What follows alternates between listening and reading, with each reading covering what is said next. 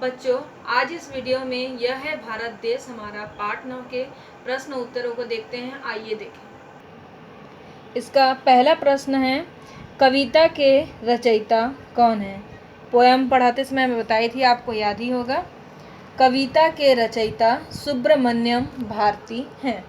दूसरा प्रश्न है, कवि ने भारत देश के विषय में क्या कहा है?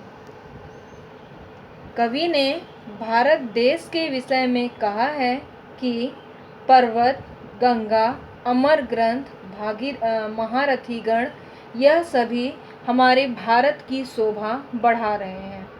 इसे आप और भी एक्सप्लेन करके लिख सकते हैं। कवि ने हिमालय को क्या माना है?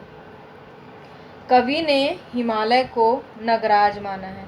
अब इसको आप बढ़ा के लिख सकते हैं कि यह पर्वतों का राजा है और इसे नगराज माना गया है। गंगा नदी के विषय में कवि क्या कहता है? गंगा नदी के विषय में कवि कहते हैं कि गंगा नदी से मधुरस की धारा बहती है, जो कलकल करती पवित्र धारा है।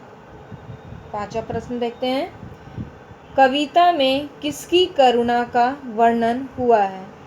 आपको पोएम के अकॉर्डिंग याद होगा, कविता में बुद्ध देव की करुणा का वर्णन हुआ है। इसके लिखित प्रश्नों के उत्तर देखते हैं अब। भारत को विश्व में किन कारणों से सदैव सम्मान प्राप्त होता रहा है?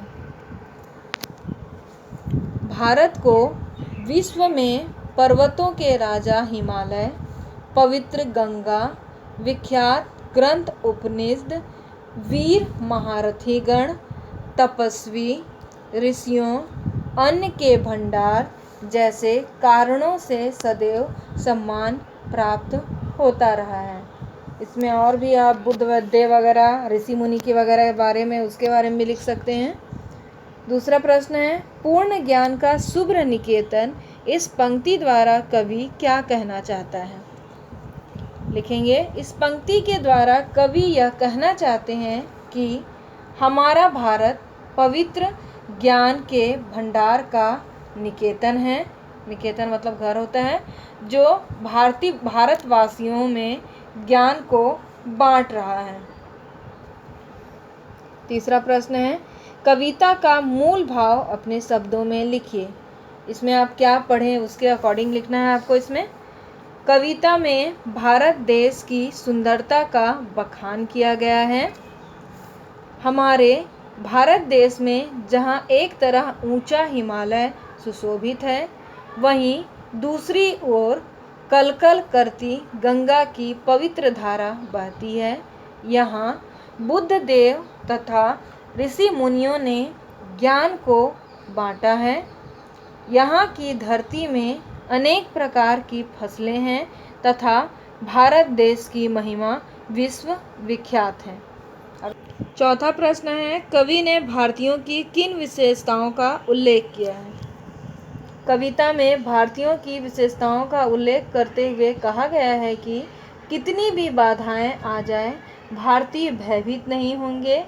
छोटे से स्वार्थ के कारण कभी भी गलत काम नहीं करेंगे। हमें भारत भूमि में रहते हुए किसी भी प्रकार की भीख की आवश्यकता नहीं है।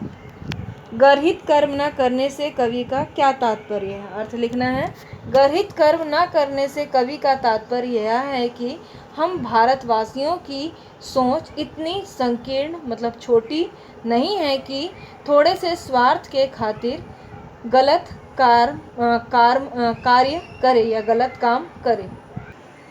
और इस तरह ये आपके पार्ट 9 के प्रश्न उत्तर लिखित और मौखिक पूरे होते हैं। अब अगले वीडियो में मिलते हैं।